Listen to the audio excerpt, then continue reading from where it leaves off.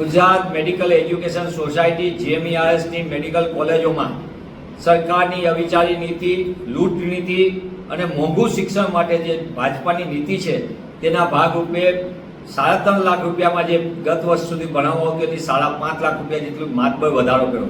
એટલે કે સરકારી કોટામાં 66% ફી વધારો કર્યો, મેનેજમેન્ટ કોટામાં 88% અને સમગ્ર દ્રષ્ટિએ મોંઘા શિક્ષણના કારણે ગુજરાતમાં સામાન્ય, મધ્યમ અને ગરીબ વર્ગના વિદ્યાર્થીના વાલીઓ મોટા ભાગે ચિંતામાં આવી ગયા કે ઊંચી ફી કેવી રીતે ભરશું, કેવી રીતે ઊંચી ફીમાં અમે અમારા બાળકોને ભણાવશું.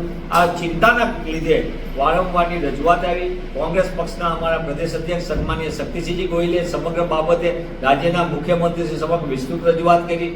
વાલીઓએ આવીને અમારી આગળ રજૂઆત કરી. કોંગ્રેસ પક્ષની વિદ્યાર્થી પાંખ NSUએ આંદોલન કર્યું. સરકારને એટલું દબાણ ઊભું થયું, સરકારે ના છૂટકે આ ફી વધારો પરત ખેંચ્યો. પણ સરકારની મનસા ખોટી છે. સરકાર પોતે સરકારી ધોરણે સરકારની તિજોરીથી બનેલી કોલેજોમાં આટલી માતબર ફી કઈ રીતે લઈ શકે? GMERS એ સોસાયટીના નામે ચાલતું મોટો ભ્રષ્ટાચારનું કેન્દ્ર છે. છેલ્લી 5 કોલેજો છે એ કેન્દ્ર સરકારના પૈસાથી બની હોય. રાજ્ય સરકાર 40% આપે, 60% કેન્દ્ર સરકારના હોય. જેમાં ઓલ ઇન્ડિયા મેડિકલ કોટા હોય એ સરકારી કોલેજ થઈ તો એની ફી 25,000 કેમ નહીં? સરકારની સામે અમે વારંવાર પ્રધાનમંત્રીશ્રી સમક્ષ પણ રજૂઆત કરી હતી. 2021માં ફરી અમે આ બાબતે રજૂઆત કરી કે ગુજરાતમાં ઓછી ફીમાં, વ્યાજબી ફીમાં સારા ડૉક્ટરો તૈયાર થાય અને એ ડૉક્ટરો ભવિષ્યમાં ગ્રામ્ય વિસ્તારમાં સેવા આપે. પ્રાથમિક આરોગ્ય કેન્દ્ર, સામૂહિક આરોગ્ય કેન્દ્રમાં તો ગ્રામ્ય વિસ્તારની આરોગ્ય સેવામાં ફાયદો થાય.